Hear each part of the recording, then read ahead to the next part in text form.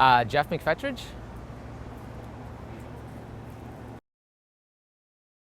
My early skateboard memory is really seeing Steve Olson checkerboard board, the bevel, like going into a skate shop, and they were those pig boards that were like sort of amazing, like these like SC, like this definitely Santa Cruz street skate, the bevel, that Dwayne Peters, Monty Nolder with the Monty Nolder. It was really that era. Like there were sort of pictorial boards happening, like image-based boards, but it was like really boards with stripes. That stuff. I mean, and I loved it. Like I never was like, yeah, it was just a big name. Or the Santa Cruz street skate. I loved that board. It just said street skate, and it had stripes, and it was like their like sort of entry level sort of board. But I always go back to that because it's like, yeah, I it's not like, even though like I was sort of like someone who drew, or I liked images. Like I never was like, I wanted there to be, like I didn't go like, oh, Zorlak, thank God for Zorlak, even though I loved Zorlak. But like I would see like a Steve Olson that's just checkers, and I'd be like, that thing is awesome. So I still hold that a little bit. Those super graphic boards. My first board was a Sims flagship with the concave. We did have a skate shop. I grew up in Calgary, Alberta, Canada, so we actually did have a skate shop, but I didn't know. So we went to Hawaii, and I went to a Cobra skate shop. Like I looked in the phone book, and I was like, because I knew like if I go to Hawaii, I'll be able to find the skateboard. And so I went to Cobra skate shop, and I bought it, and it had Sims, they weren't blurs, but gullwing trucks, which was strange. And then I became like gullwing guy just because my first board had gullwings, and I was like, yeah, gullwing, which makes no sense. And then Sims flagship. So it was the British flag one, because they made different flags. So it was the British flag one, and it was the concave one. Because it's funny, they made a flat one and a concave one, and I always felt like, man, I'm glad they had the concave one. Like, it was cool. Yeah, super beautiful board. Yeah, Tommy Guerrero. Yeah, for sure. Tommy Guerrero or Neil Blender. But I feel like Tommy Guerrero was the first, just seeing the way he skated, and just like, yeah, everything, like that whole style, like. It was for Change skateboards. So I think that was the first board I did. It was like a slick, an ever slick. So I did a painting. I was in undergrad, like I was in maybe second year of college, and I did a painting of there's like a piggy bank guy, and he's got two hands, and then his buddy who looks like a cat. So he's like a little pig, but he's a piggy bank, and there's a cat, and he cuts off the piggy bank's hand, and it's sort of like, oh, and there's this moment of like, that's gross, but the piggy bank guy's excited because he sees there's money coming out of his hand, and he's like, so it's like this dark humor of like, oh, the good news is, but the bad news is, and he's got like this change, so there's like change coming out of his hand. Yeah. With the super random logo on top. No, I made the logo. Like, it's funny, when I talk about my sort of history, my personal history, I feel like I did a lot of skateboard graphics. I think because I was so invested in it, and I had a lot of involvement with Girl in Chocolate at like a really like vital time in my personal history. But really, like, there's only a few series I did. Yeah, this was definitely like one that I felt like sort of like knew what I was doing or something. Maybe didn't know what I was doing, but I felt maybe a type of confidence. But the way these worked, I bet this was the central one where they came up with Malted Miltons, and they're like, can we make all the rest of them work? You know? So I think this would be the hub of the series. To explain how it worked, Andy Jenkins, who was the entire art department, like he ran the art department, and at the time it was him, and then my good friend Bucky Fukumoto worked at Girl. Andy would come with the idea like, we're gonna do a candy series. And I think there were times you could propose something, and then the way I work is I do a lot of sketches. From those sketches, I might come up with other ideas, and I put a lot of stuff in front of people to try to have other things happen. But with Girl, it was definitely like, it felt very directed. Like they would know, because Andy was also the interface with the pros. So you'd have to get like the pros to approve things and make it happen. No, I definitely can't name them off. I mean, I wouldn't even know how many, how many are there? 5? Gino Sowers. Yeah.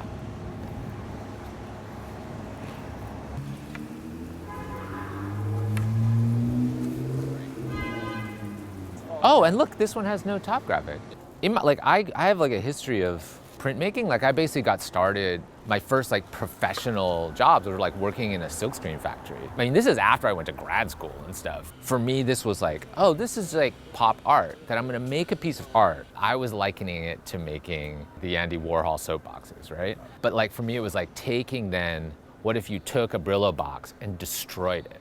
So you destroyed a Brillo box and then you photographed it and then did a perfect print of the destroyed, replicated the destroyed Brillo box. So in my mind when I'm making this, that's what I mean. I felt like really like I felt like technically it was gonna be really interesting. There was gonna be the silver, and so I really did that. So I made all the graphics clean, and then I crumpled up prints and photographed them, and then, made the separations.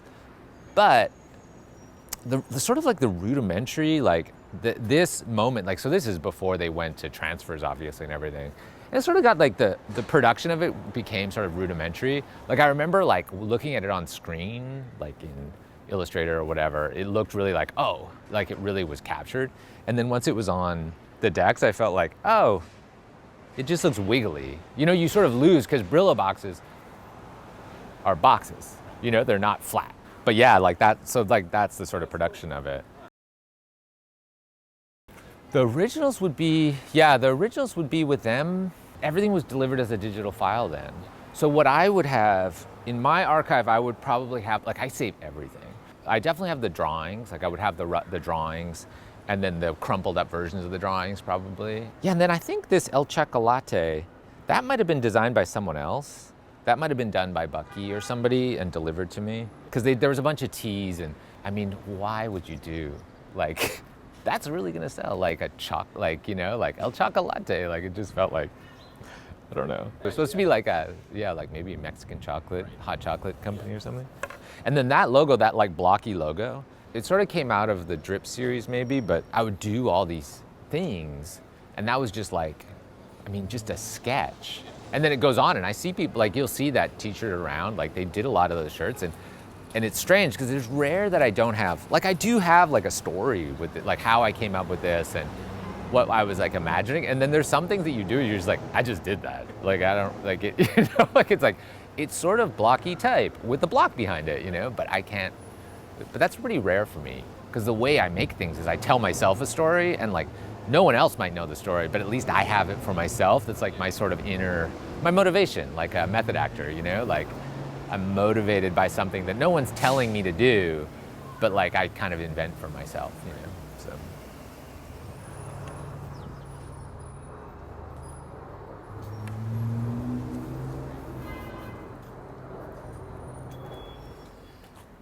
Yeah. That's cool. It's funny, I'm glad your archive looks like my archive, that it's kind of scuffed, because my archive looks like this, yeah, for sure. Did you save one of each from the series? Yeah, yeah, and I'm pretty sure that I have some samples of these boards too, as they were developed. I mean the Keenan one, yeah. We'll get to that. Yeah, I do really like this one. I mean, I think this one is more, it does stuff that's sort of decorative, which is sort of, I feel outside of my realm, or it was of the time, sort of. I think, as I was working, it's funny to look back, because it's really I was just trying. It was just I know, I put this stuff and this shit, just to try to make it work. As sort of conceived of the central imagery was, I wasn't totally sure how I was gonna complete it. And I was also at the time really interested in just sort of chance operations. I wanted things to happen almost in a magical thinking way. It was if I did it, it was oh, there's a reason for that happening, which now I believe more in process, that's maybe more directed. But I would do something, it'd be oh, there's a black part, maybe it should be that way, which is probably it shouldn't have been. But yeah, so I mean, I don't know if you know, do you know the story, how these were made or anything? That probably, yeah. Well, chocolate sauce? Yeah, so the real backstory is how I got involved with Girl was, it was a series of events, which was, I went to Cal Arts, and an undergrad, Bucky Fukumoto, grew up in Torrance, was a skater. So I made friends with a bunch of skaters at Cal Arts because I was a skater. There was probably like 4 other people who skated. One of them Johannes Gamble, one of them Bucky Fukumoto.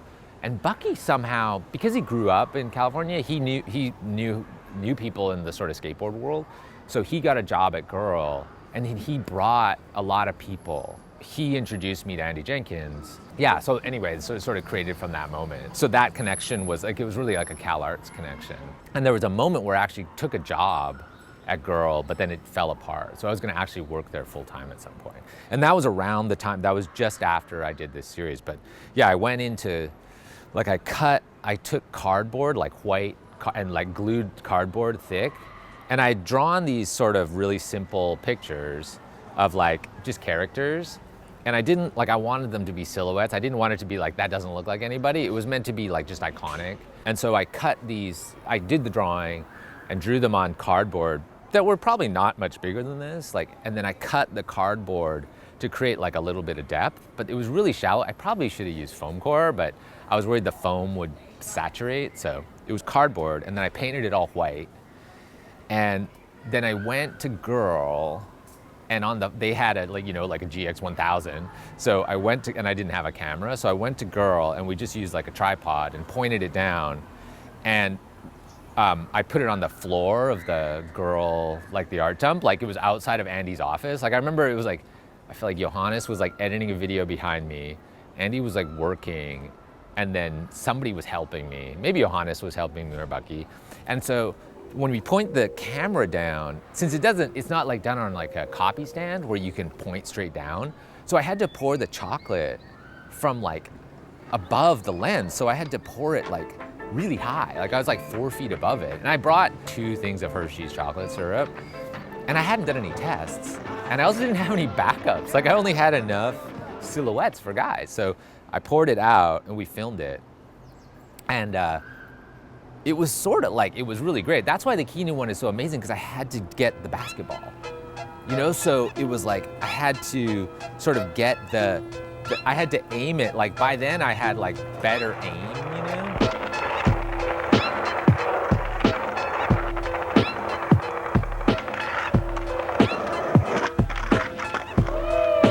Yeah, this is like the last one. Yeah, so I had to aim to get the ball. So I had to be like, bloop. So yeah, we filmed it. I think this is before After Effects existed. So we were all working with Media 100. Like I had bought a Media 100 card, and they edited on a Media 100 at Girl. So we made it high contrast, pulled screen grabs from it, and then I made the series from the screen grabs. So they're literally, like they're very rudimentary, because I didn't really know. I was pretty tech savvy, but I wasn't, like now I would never, the sort of grossness of the trace is like really, it's a bad trace. Like this is the type of thing I tell clients, like don't ever do that. And like I did it because it was early days. Like you didn't know like, oh, that's a really gross point. Like just grossness of like little vector points or whatever. But I mean, there's maybe some charm to it. Like now you look back and you're like, oh, like the 90s, there's bad vectors. For me, it was just like, because I was working with like a screen grab, so it was a really low res video screen grab, and then tracing it, there wasn't much there. I probably could have redrawn it, but I really liked that it was like, I like to remove my hand. So much of all this art I'm doing is about like taking my hand away. Like I was someone who drew, and I didn't want to show drawing. So like the Candy series or this series, it's based on like, there was a drawing, but it's so disguised now. Like it's been made into a mold, it's been photographed, videoed, it's been auto traced, it's done all these things to removing my hand. And I was really interested in that time, like mechanizing things and things looking like they came from somewhere else. So they are literally from that spot, from that, like the process. I think so, yeah. I think that, well, I'm sure it's exaggerated, but it was chaos. Now I'd be like as a parent, I'd be like, put down a drop cloth. There's a total chocolate stain on the carpet, because we were doing it on carpet, and I think I put down like 1 sheet of newspaper. Yeah. And these things were this big, so instantly there's like, oh wait, this is a lot. Like you're pouring it and you're like, it's a whole bottle of chocolate sauce. So we're moving, I remember making a mess. Like we should have put down like a legit drop cloth, and I would have done it different now. But I was like a kid, basically. I wasn't a kid, I was like in my 20s or something, but I had the brain of a kid for sure. I can see them in the trash. The chocolate, like sauce, like tacoed, full of chocolate, and it was sped up because it was like this. Like you can see the stream coming, and then we had to edit it, and then Johannes had to do some stuff. Like I think some of the like stuff you can see where it's been fudged, like places where it went over the edge or something. But it was pretty much straight, and that was sort of cool, the straightness of it. What would be interesting is like the raw footage. No, but they were done. They almost look embossed in the video. You know what I mean? Yeah, I think that there's a chance I did something, like I think I'd remember cutting them out. But they were like, I can tell this process, like there was some process involved. Like I would have, I don't know, I can't really remember. That's weird. I don't remember.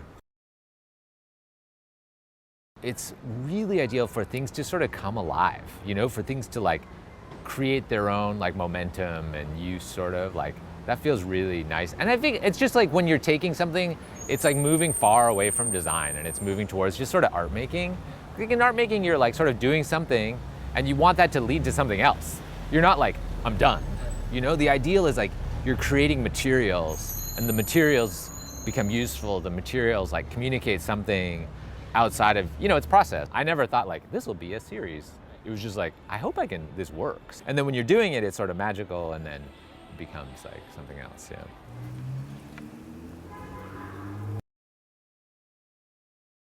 This was like a real like learning moment for me as like a designer, in that if you look at the series, there are all these like washed out colors. I knew my intention of that, and it was sort of like, if like I'm removing my hand, and I was also like removing myself from any expectations. Like I didn't pay attention to skateboarding. Like I've always been a skateboarder, but I never watched like what was happening in skateboarding. I never looked at what other artists were doing, or I was really unaware.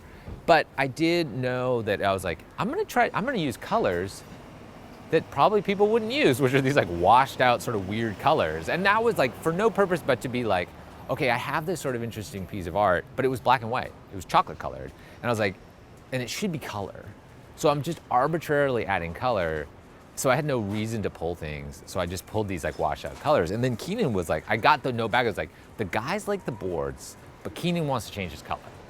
And like everyone else just like went along with it because I don't think they cared. But then Keenan, and I remember meeting with him, and I was like, those guys, like I was really intimidated. I didn't hang out with any of them. Like I'm friends with Eric Costin now, but at the time, those guys were around and I was like the art nerd, and they were, yeah, I was intimidated. But he was just, I mean, everyone says like, what a nice guy, but what a nice guy. He was just really clear, and I can't remember what he said, but he just wanted it. And I understood it as like, they were really into like Nautica. You know, that was the whole vibe was, and I totally understood that. And I was like, oh. And I didn't think like, oh, we should, I was just like, oh yeah, let's see. Like, you know, I mean, I was never gonna be like, I had no argument why I should be, because it was washed out yellow, like pale yellow, which you can imagine is not the most pleasant color. Anyway, of course, it's like the best one because it's super bright. And I sort of learned like, oh, like it's just intentionality. Like be intentional. Like he had like his own personal reasoning, which you might say is taste, but it's also like just understanding like this is gonna go out in the world. Like pop your bubble a little bit, what's gonna look better. And just being like intentional. Like I had no reason for them to be washed out colors. And that's one thing, I think I have a sample of it in the washed out, which would be, I could dig through my like sort of archive, but yeah, definitely it's the best one, yeah.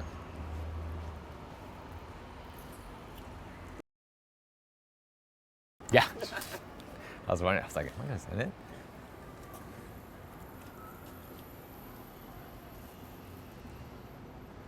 I signed it in the bolt, so if you ever grip it and want to skate it, it won't be in the way. Based on the novel Das Maus by Art Spiegel. That's so strange. Yeah, so the mouse video. So awesome. When's the last time you watched Mouse? A long time ago, yeah. A long time ago. I mean, I definitely have this VHS.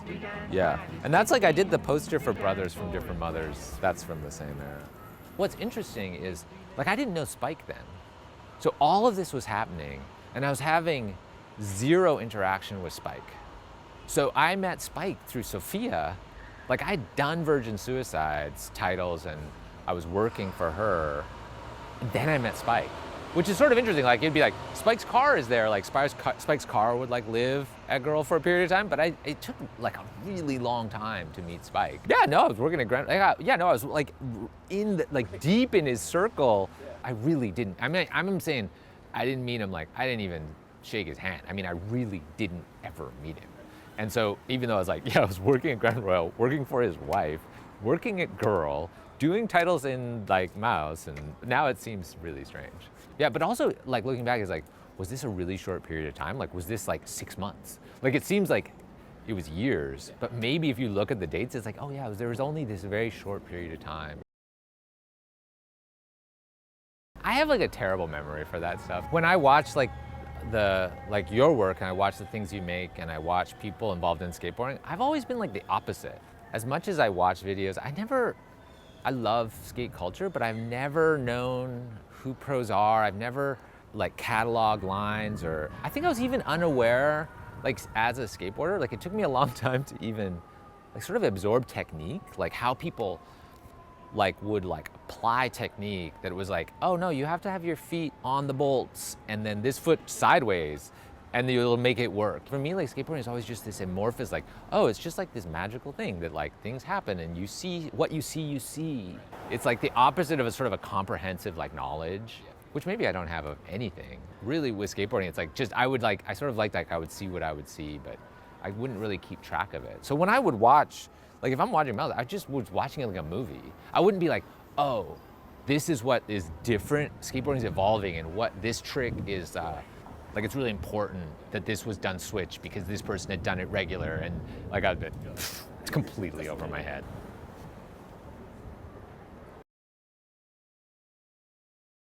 Just the first time I saw one of those Evan, all the boards make a picture, you know, like it's one of the street scenes or something, or maybe it's like he did the cars. When I was doing series like whatever, like in the 90s or whatever, it was really just this idea of like, we have to feed the beast, we have to feed the demand. So he's sort of like producing anything, which is not the greatest energy, but it's cool because it's like great because it's experimental.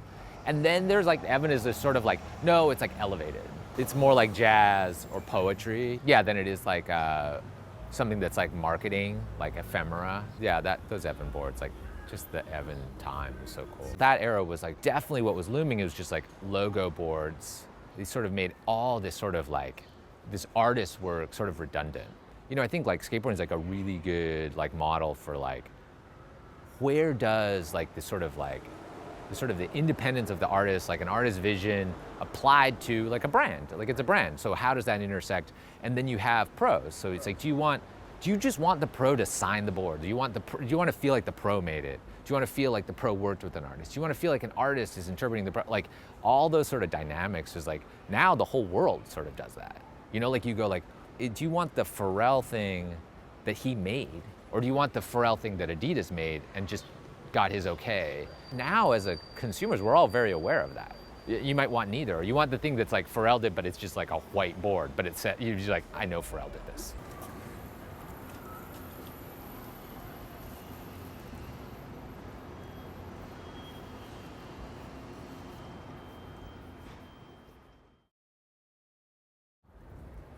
The technology, it was brutal.